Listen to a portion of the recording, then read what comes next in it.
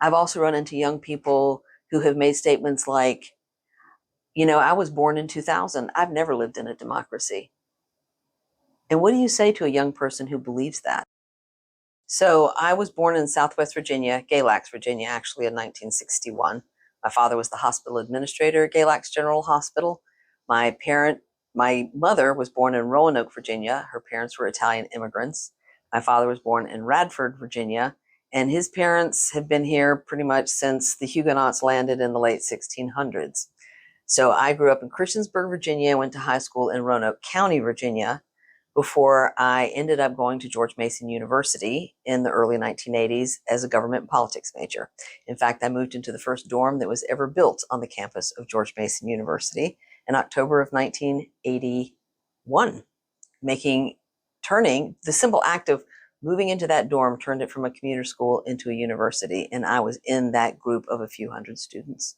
Well, it's interesting because I've lived most of my life in Northern Virginia, and yet when people say, "Where are you from?" I'm like, "I'm from Southwest Virginia," because the region that raised us impacts who we become as adults. The first 18 years of my life, I was from Southwest Virginia, and that shaped how I grew up. It formed my original thoughts. It shaped my personality and the lens through which I see the world. And even though I've lived in Northern Virginia, and people assume, because I don't have an accent, that I must be native to this region, I'm not. I understand that region of the country. My classmates still live there. Extended family grew up there. And so I do sort of feel that growing up in a rural part of Virginia, in a rural part of the country, is something I carry around with me. America is so proud of the fact that our country started from scratch, which is not to say there weren't already people here.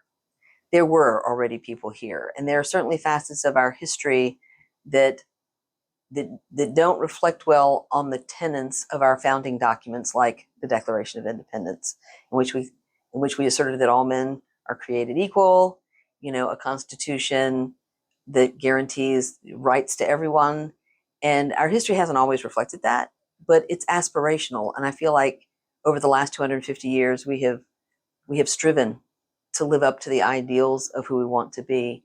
And to me, that's creating a culture of belonging. There's a lot of people who are like, well, this is America to me. But what America means to anyone is through the lens of how they arrived here, where they grew up, where their parents grew up, and the cultural values of the American heritage, as well as the cultural values of your family. And America should have room for everyone to have those things and still belong. It's something I've always felt when I went from William Byrd High School in Virginia as an 18-year-old to Emerson College in Boston, my freshman year as a theater major. I had never been to a city. And I took a Greyhound bus for 15 hours with $20 in cash and a work-study job. And it was the happiest time of my life. I met people I'd never met before from all over the world who came from very different backgrounds. And I thought it was exciting to meet people who were different. I had Chinese food for the first time, like not something out of a Chungking can like my mother made in Christiansburg, but real Chinese food. Wow, what an amazing thing to discover. But I've always, and I think it has to do with my own confidence about who I am, that I don't have a problem with how other people are. However you are is how you are. I'm totally comfortable in my own skin. I'm very comfortable and confident about who I am. And I think that makes a difference too in how we interact with each other. Kindness to begin with, and empathy. Kindness and empathy. And I think it's not just owing it to each other as Americans, we owe it to the world. We're all traveling around on this big blue marble. We all, it's the brotherhood of humanity. We have to look out for each other. Borders are artificial. What separates us from Canada or Mexico, or what separates us from England, they're just artificial lines on a map. We are humankind. And if we don't look out for each other, if we don't hang together, as Benjamin Franklin said, we will surely hang separately. And to me, when you look at how you care for other people, it's about the fact that a rising tide lifts all boats, which sounds very cliche, and I guess it is. But to me, life is not a pie. I have an abundance mentality, not a scarcity mentality. If you have more, it doesn't mean I have less. It means if we all create more, we all have more. If we're looking out for everybody's well-being, we all have more. It is not a scarcity mentality. If all of us work together, we simply produce more and more people benefit. That is my worldview. Well, I think what worries me is that the grown-ups in the room are not doing a very good job about safeguarding this country and this planet for the young people who, to me, seem increasingly hopeless. I run into young people who are engaged. I run into young people who feel like they can make a difference in the world, but I wouldn't say it's the majority. I've also run into young people who have made statements like, I was born in 2000. I've never lived in a democracy. And what do you say to a young person who believes that I have never lived in a democracy?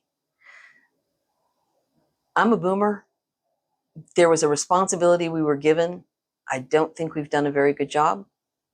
And I work with a lot of young people. And what I try to do one-on-one, or when I address a civics class, is to try to give them examples and stories of people who've made a difference, young people who have made a difference in this country's history, and that everybody has the ability as an individual to make a difference, but we are also all part of a community. So simply believing that your sole responsibility is to yourself as an individual is missing the point. We have a responsibility to the community, and to me, the community is humankind. Well, what gives me hope is that, I remember 2008 when Obama ran for president. He came out of nowhere, like no one knew who he was. But it just wasn't America. It was all over the world. There was this sense of hope, the sense that we were turning a corner. But the pendulum has a tendency to swing to one side, and then it swings very hard to the other side. And it's been that way pretty much throughout history. But we can't see it because our lifetimes are so short in comparison to the full length of our country's history and the world's history. So what we think is being a terrible time right now, there have certainly been worse times, but we didn't live through those worse times. We're living through this time. So how we experience our own life, how we experience what's happening right now, if you see it as being awful or scary, then you can't see the breadth of history that says, but we've been here before. And we have triumphed. The country has triumphed. So you can't afford to lose hope. No one can afford to lose hope. It reminds me of the Stockdale paradox, which was coined by James Stockdale, who was a prisoner of war during Vietnam with John McCain. You have to embrace the reality of where you are without ever losing hope. And this is what I think young people see a very difficult situation, because when you're young, you have a very limited experience of what it's like to even be a human being. Limited experience. The breadth of your life is 12, 18, 25 years. Some of us who are much older than that understand that life turns on a dime. Today's despair can easily soar to tomorrow's hope. I saw it with my own eyes. And they will understand that life is full of plot twists. And you can't always predict. And you do have to embrace the reality of this is what you have. But you can't ever lose hope that it will get better, and that you as an individual can be an agent of making sure it is better, not just for yourself, but for your community. My own grandparents came to this country seeking a better life. My grandfather came through Ellis Island in 1913 from Montefiascone, Italy. We are all descended from immigrants, unless you're a Native American. We're all descended from immigrants. People came here looking for a better life. And America gave people a better life. It has. It does. It still does. And over the next 250 years, I want people to still believe that America is a place where you can carve out your own American dream, whatever that looks like, and that there's a place for you here and that you belong. I want people to feel like you can come to this country in whatever way you pray, whatever way you educate your children, whatever clothes you wear, that you belong here, that there is a place for you here, that America has a place for everyone to be their own unique kind of American. Eleanor Roosevelt comes to mind as a person who was never elected to office. She was a woman, and women did not have status at the time that she was trying to impact public policy, to lift up people out of poverty, to create regulations that protected, FDR is responsible in his administration. Frances Perkins, the first woman cabinet member, Secretary of Labor, the 5-day work week, the 40-hour work week, child labor laws, unemployment compensation, all of those came out of Franklin Roosevelt's administration from Frances Perkins, Secretary of Labor, and Eleanor Roosevelt. Those two women understood that if you can't support families, and communities, we are not going to have the country. You can't leave so many people behind.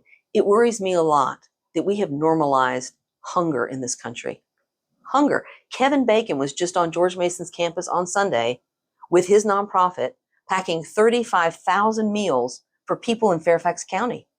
And this country has normalized hunger and poverty. When did that happen?